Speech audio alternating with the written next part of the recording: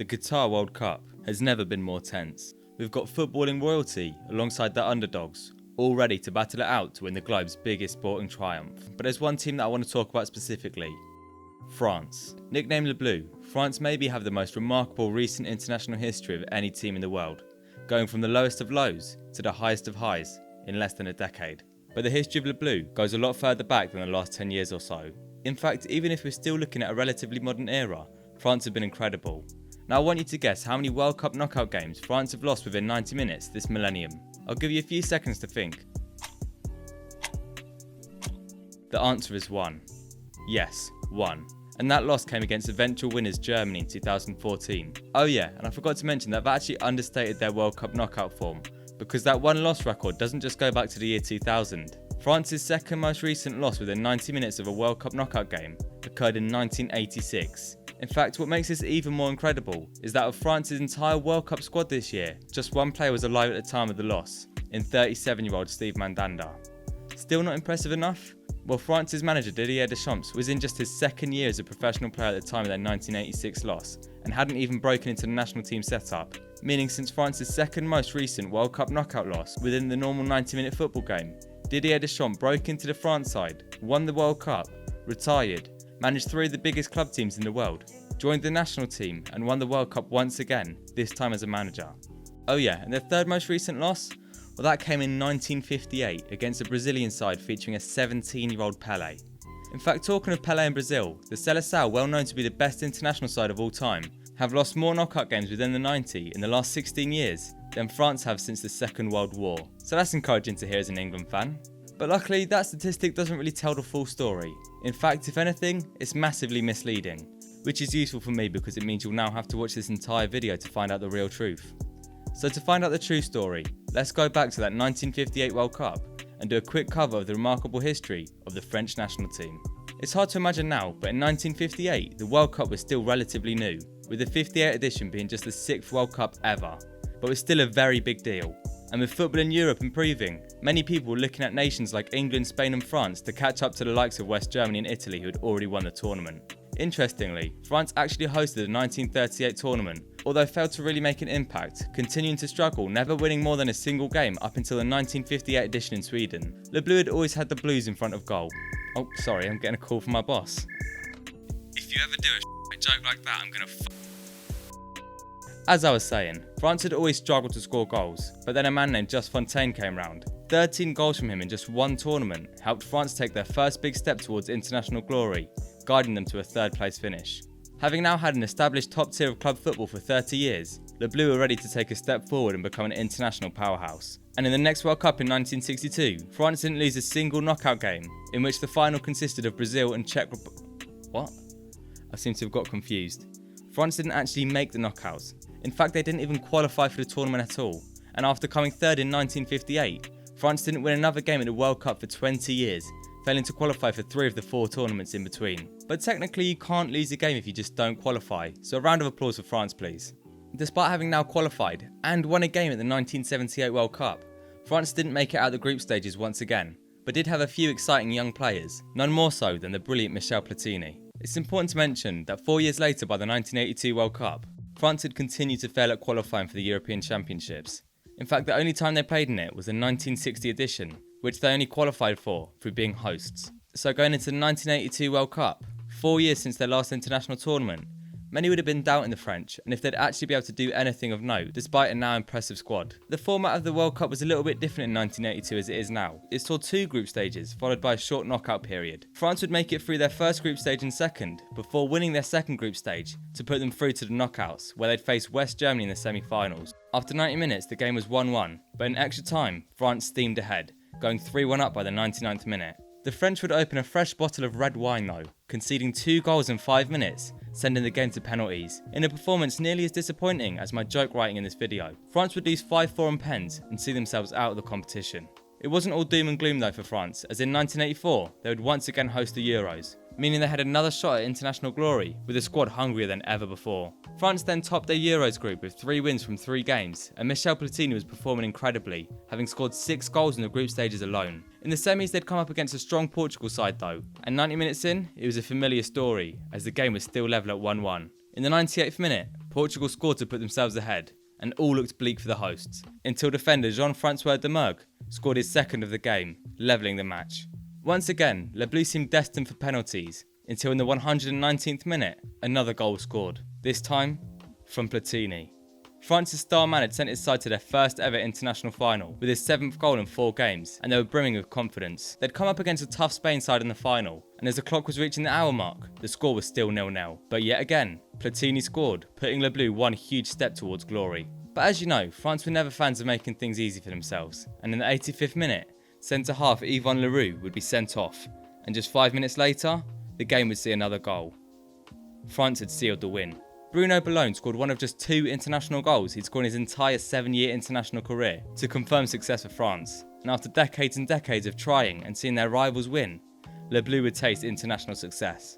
2 years later, they'd qualify for their 3rd World Cup in a row, their best spell ever, where they'd breeze through their group unbeaten. The World Cup had returned to a simple group stage and knockout format by this point. The problem for France was that they'd actually come second in their group on goal difference, and so faced tough opposition in world champions Italy. France would then beat the Italians 2-0 before meeting Brazil in the quarters, which would see the clash go to penalties. France won 4-3 on pens and had made the semis for the 2nd World Cup in a row. However, they'd be coming up against a familiar foe in none other than West Germany. 2 goals from the Germans would be enough to once again knock France out in the World Cup semi-finals, and would sadly for Les Bleus be the first loss in a run of highly disappointing results for their national team. After winning it in 1984, France would miss out on the 1988 Euros completely, and then once again failed to qualify for the 1990 World Cup. The likes of Platini had retired, and France were well and truly in one of their worst eras in history. They did manage to make the 92 Euros, but didn't win a single game and were knocked out in the group stages, followed up by missing out on the 1994 World Cup for the 2nd time in a row. But this is where the narrative changes.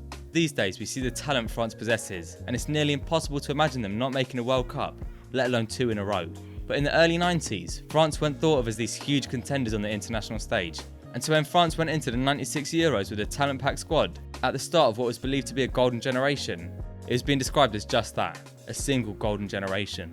France went through the groups unbeaten, although struggled in the quarters against the Netherlands, where after 120 minutes, they'd face penalties, and progressed to the semi-finals, where they'd come up against the Czech Republic, in what was a great opportunity for them to make the final.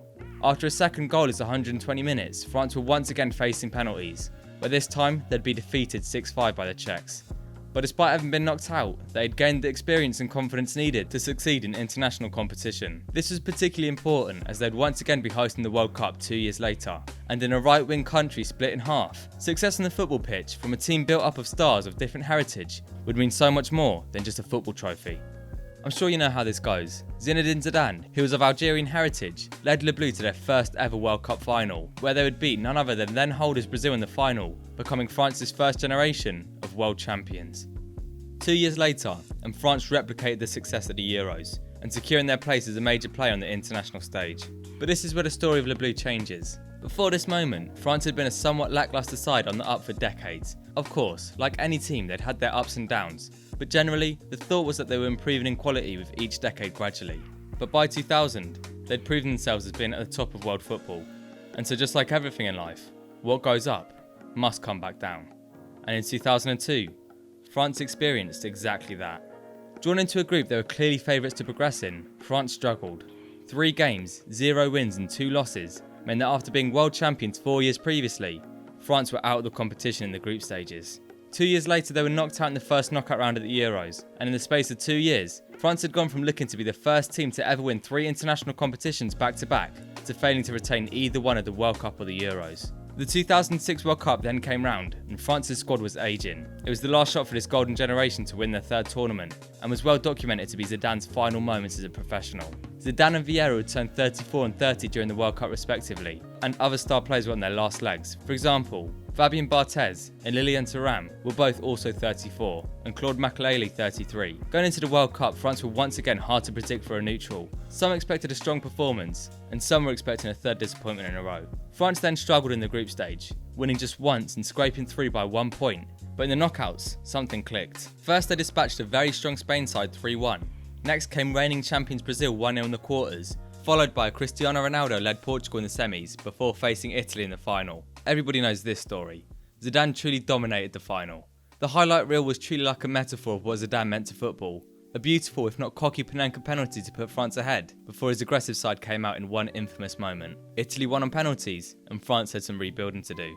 In Euro 2008, it was like the downward spiral had begun once again, with the World Cup seeming to be an anomaly, as Les Bleus were knocked out in the group stage, going winless before failing to automatically qualify for the 2010 World Cup. I'm sure you're all going to know this story. They ended up facing Ireland for a place in the World Cup, where Thierry Henry may have slightly accidentally used a tiny bit of his hand to keep the ball in play before setting up William Gallas to book their ticket to South Africa.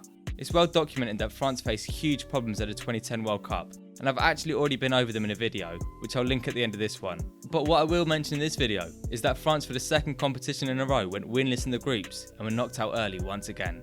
Luckily for France, this would be the lowest of lows they'd face this century, but they wouldn't go back to challenging for trophies straight away, of course. A fairly disappointing Euro 2012 campaign would follow, but by the 2014 World Cup, two key things had switched for France, allowing them to build for the future.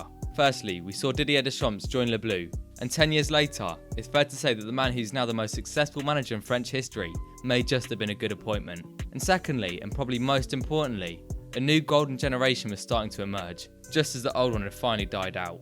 The likes of Raphael Varane, Paul Pogba and Antoine Griezmann had joined the national team set up by the Brazil World Cup, and Les Bleus would see a quarter-final finish and their most successful tournament in nearly a decade, with the youth starting to prove themselves. This was key because 2 years later, France would yet again be hosting a major tournament, this time round, the Euros. And in those 2 years, even more youth would come and go. A relatively young Kante joined the side, as well as Umtiti, Martial and Kingsley Coman. And with home advantage and a more settled team, France were ready to cause damage. Unsurprisingly, they breezed the group stages, before a somewhat worrying fixture against Ireland, in which they would have to come from behind to win 2-1 to reach the quarters. In said quarters, France drew Iceland, who somehow had made it to the last 16. I don't know who on earth would have lost to them. Oh yeah, this is embarrassing. France beat Iceland 5-2, and then dispatched the world champions Germany in the semis. It was this result which looked like the decisive moment in which this France team proved themselves as the new kings of Europe. Obviously, we know the final didn't go their way, but 2 years later, and with the emergence of a certain Kylian Mbappe, France became champions of the world once again. You may think I glossed over that tournament, but to be honest, everyone watching knows what happened, and I wanted to more get onto my overall point of this video. With France playing England later today, I wanted to show the story of the French national team, and how despite a few anomalies, they are the perfect example of a slow-burning national side, who took decades and decades to match the quality expected of them, but have now solidified themselves as one of the global big boys, and it looks like they're going to cement themselves as that over the next few decades.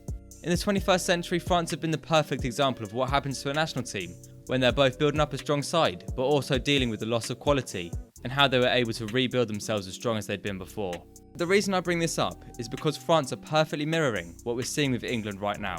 Look, of course there's differences between the two sides. For example, England of course won the World Cup back in the good old days, but would then fail with their golden generation in the late 90s. But if you look at the grand scheme of things, England and France seem to rise and fall together, which is why today's fixture will be so important. With more and more money being pumped into English football, and France's incredible ability to produce homegrown talent, my prediction is that for the next 40 years or so, France and England will rise to the top of international football, just as Germany and Italy had done in the decades previously. And so I think that today's fixture will end up becoming the first in what I expect to be a feisty and iconic rivalry that will dominate the future of international football. So before I conclude, I just want to say my prediction for the game, as well as hearing yours. I'm going to go over 2-0 win for England, where for the first time England will edge ahead of France in what will be a period of the two sides yo-yoing as the best in the world. And for my final statement, I just want to say that we can learn so much from looking at the past and use it to help us predict the future. And so by looking at the past of French football, I can be confident in saying that both right now and for many future generations, that France and England are the two best national sides in the world. If you enjoyed this video, please leave a like and subscribe, and most importantly, comment what you think the score will be today. And if you want to see more videos like this which cover the entire history of a club or nation before ending on a more theoretical point. I'd also like to clarify that in no way am I saying France and England are going to be the only teams to win international competitions in the next 40 years or so, but more that I expect them to join the likes of Brazil, Argentina, Germany and Italy, if not replacing a couple of them, as the ever-presence at the top of international football. So enjoy your day, and make sure to keep your eyes peeled for what should hopefully be a very entertaining game later.